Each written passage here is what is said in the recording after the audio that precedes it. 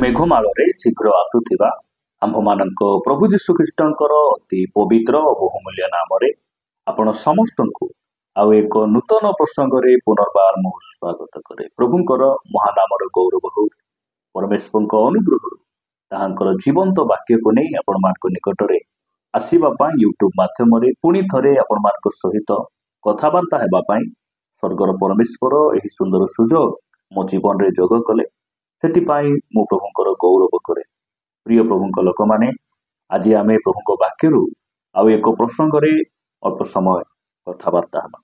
ଆଜି ଯେଉଁ ପ୍ରସଙ୍ଗରେ ପ୍ରଭୁଙ୍କ ବାକ୍ୟରୁ ଆମେ ଧ୍ୟାନ କରିବା, ସେହି ପ୍ରସଙ୍ଗର ଶୀର୍ଷକ ହେଲା ଧର୍ମ ପରିବର୍ତ୍ତନ କର ନାହିଁ।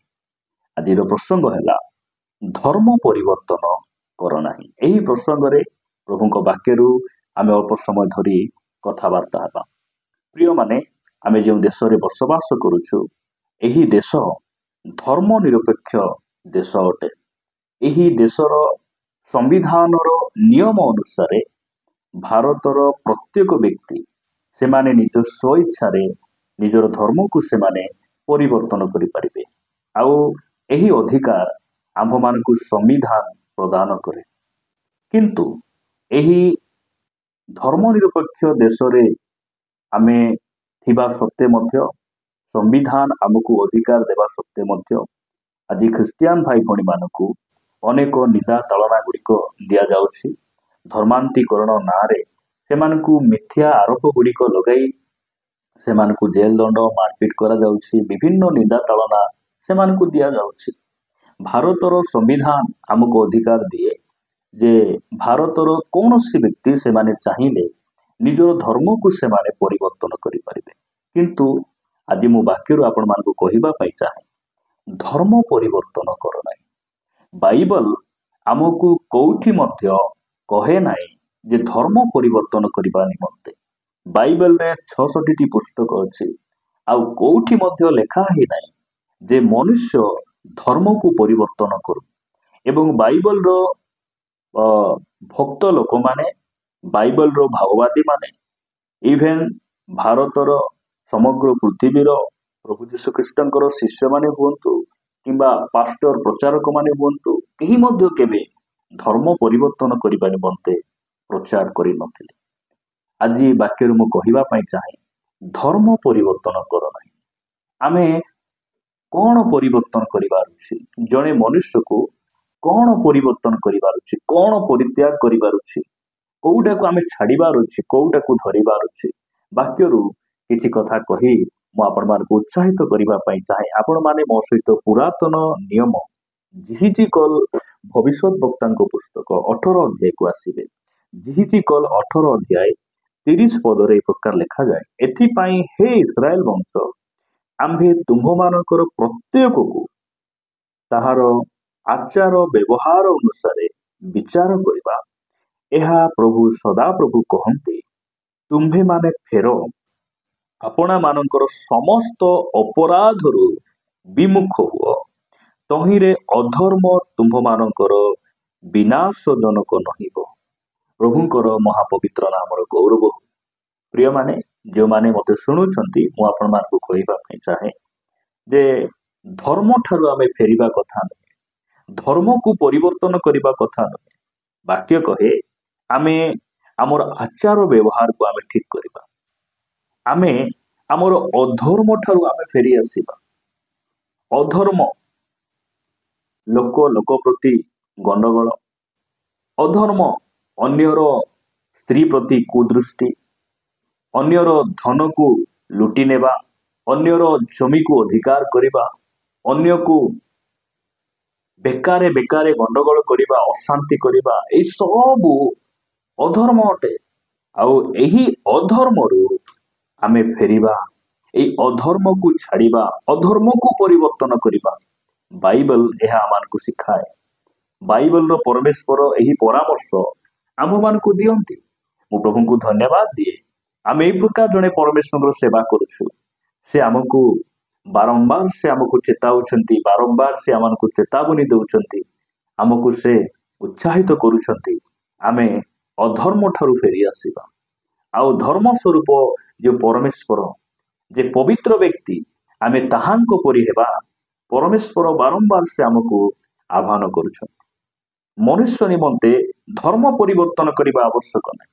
मनुष्य कौन परिवर्तन करिबार अछि? जीशुख्रीष्ट जेबे ताहांकर सेवा कार्य आरंभ कले सही समय से यही कथा यही वाक्य को से प्रचार कले। माथ्यू लिखित सुसमाचार 4 अध्याय 17 पदरे प्रभु जीशुख्रीष्ट यह ताहांकर प्रथम प्रचार अटे, ताहांकर सेवा कार्यर प्रथम प्रसंग अटे। से प्रचार कले, कौन प्रचार कले? सही समय ठारू जीशु घोषणा करने को आरंभ करी कहवाकू लगिले मन परिवर्तन कर, कारण स्वर्ग राज्य सन्निकट। प्रभु का नाम स्तुति हो। प्रिय प्रभु लोक माने मनुष्य निमंते धर्म परिवर्तन करने आवश्यक नहीं, मन को परिवर्तन करिबार अछि। आज जेते जण आमे ख्रिस्टियान अटु, जेते जण आमे जीशु को ग्रहण करिछु, आमे धर्म को परिवर्तन करिना, आमे जीशु को ग्रहण करिछु, आमर मन को आमे परिवर्तन करिछु एवं आमर जीवन को आमे परिवर्तन करिछु। केमिति परिवर्तन कलु?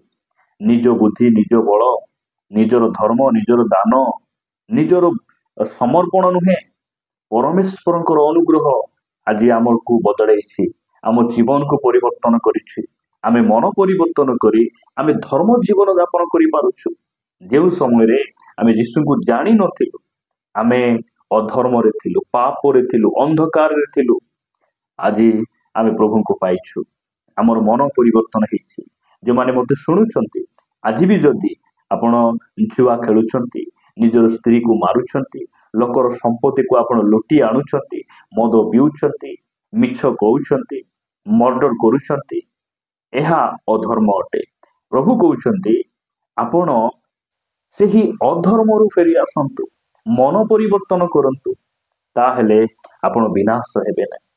जदि आमे मन परिवर्तन करिबा नै, गोटे विचार समय आसुछि। जिहिजिकल रे आमे जेमिति पढिलु, परमेश्वर केमिति विचार करिवे?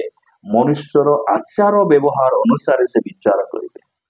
आ सही विचार दिन रे आमे जेपरि रक्षा पाइबा, सेति पई हमकु धर्म परिवर्तन करिबा आवश्यक नै, हमकु हमर मन को परिवर्तन करिबा।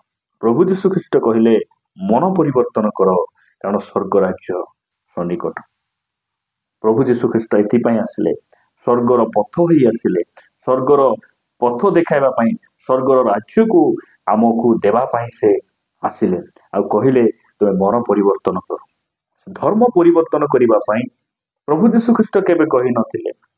आ कौनसी पास्टर प्रचारक आज से धर्म परिवर्तन कथा प्रचार करूना, से माने मन को परिवर्तन कर, मंद ठारू फेरी आस, पापरू फेरी आस, यही सब कथा आज कुहा जाउछि। प्रभु का नाम गौरव हो। आमे तीतस पत्रिका 2 अध्याय तार 12 पद आ 13 पद रे आमे देखु लिखा जाए, पुणी आम्भे माने जेपरि अधर्म और सांसारिक अभिलाष परित्याग करी एही वर्तमान जुगरे सुबुद्धि, धार्मिक और भक्त भाव जीवन यापन करू, आउ सही आनंददायक भरोसा पुणी आम्भ मानक महान ईश्वर और त्राणकर्ता जीशु ख्रीष्टଙ୍କ गौरवर प्रकाश अपेक्षा रहू, एथि निमंते आम्भ मानकु शिक्षा देउछि। कौन बोली शिक्षा देउछि? धर्म परिवर्तन करने निमंते नहीं। स्थान लिखा जाउछि जे जेपरि अधर्म आउ सांसारिक अभिलाष को आमे परित्याग करिबार अछि। संसार अभिलाष, अभिलाष संसार अभिलाष कौन? एही जगत रे मु केमिति भलरे रहिबी, केमिति आउरी टिके घर आउ गोटे 2 महला करिबी, आउरी टंका टिके रोजगार करिबी। प्रिय माने ई सब सांसारिक अभिलाष अटे। एवं स्त्री थाउ थाउ आउ गोटे स्त्री पक्षरे पापरे परिपूर्ण, कामुकतारे परिपूर्ण, एई सब सांसारिक अभिलाष अटे। आ प्रभु कहउचंती सेठिरु तुमे फेर, सेइटा को परिवर्तन कर, सेइटा को परित्याग कर, आ तुमे कोउटा को तुमे धर, कोउटा को ग्रहण कर। से कहउचंती तुमे कौन कर? सुबुद्धि, धार्मिक और भक्त भाव रे जीवन यापन कर। यही कथा परमेश्वर आमको कहउचंती। आउ पास्टर माने, प्रचारक माने यही कथा को अन्य मान को से माने प्रचार करुचंती। प्रभु का नाम गौरव हो। सेति पई आमको धर्म परिवर्तन करबा आवश्यक नै, ଆମକୁ ମନ ପରିବର୍ତ୍ତନ କରିବା ଆବଶ୍ୟକ, ଅଧର୍ମକୁ ଛାଡ଼ିବା ଆବଶ୍ୟକ, ଅଧର୍ମକୁ ପରିବର୍ତ୍ତନ କରିବା ଆବଶ୍ୟକ। ପ୍ରଭୁ ଏ ବାକ୍ୟ ଦେଇ ଆମ ସମସ୍ତଙ୍କୁ ପ୍ରଚୁର ଭାବରେ ଆଶୀର୍ବାଦ କରନ୍ତୁ। ଆସନ୍ତୁ ବୋଧେ ପ୍ରାର୍ଥନା କରିବା। ପ୍ରେମିକ ସ୍ୱର୍ଗୀୟ ପିତା, ମୁଁ ତୁମକୁ ଧନ୍ୟବାଦ ଦିଏ ବାପା, ତୁମ ବାକ୍ୟ ଦ୍ୱାରା ଆମମାନଙ୍କୁ କଥା ହେଲ, ତୁମ ନାମର ସ୍ତୁତି ହେଉ। ପିତା, ମନୁଷ୍ୟ ନିମନ୍ତେ ଧର୍ମ ପରିବର୍ତ୍ତନ କରିବା ଆବଶ୍ୟକ ନାହିଁ, ତୁମେ ଆଜି ଆମମାନଙ୍କୁ ଉତ୍ସାହିତ କରୁଛ ଆମେ ଯେପରି ପ୍ରଭୁ ଅଧର୍ମକୁ ପରିବର୍ତ୍ତନ କରିବୁ, ଅଧର୍ମରୁ ଫେରି ଆସିବୁ, ଆମ ମନକୁ ପରିବର୍ତ୍ତନ କରିବୁ, ଆଉ ତୁମ ସ୍ୱର୍ଗ ରାଜ୍ୟର ଅଂଶୀ ହେବୁ। ଏହା ତୁମର ଆହ୍ୱାନ ଅଟେ, ତୁମ ଅନୁଗ୍ରହ, ତୁମର ପ୍ରେମ ଅଟେ। ପ୍ରଭୁ, ତୁମ ନାମର ସ୍ତୁତି ହେଉ। ପ୍ରାର୍ଥନା ପ୍ରିୟ ପ୍ରଭୁ ଯୀଶୁଙ୍କ ନାମରେ ମାଗୁଛି, ଆମେନ୍ ଆମେନ୍। ପ୍ରଭୁଙ୍କ ନାମର ଗୌରବ ହଉ। ପରମେଶ୍ୱର ଆମ ସମସ୍ତଙ୍କୁ ପ୍ରଚୁର ଭାବରେ ଆଶୀର୍ବାଦ କରନ୍ତୁ।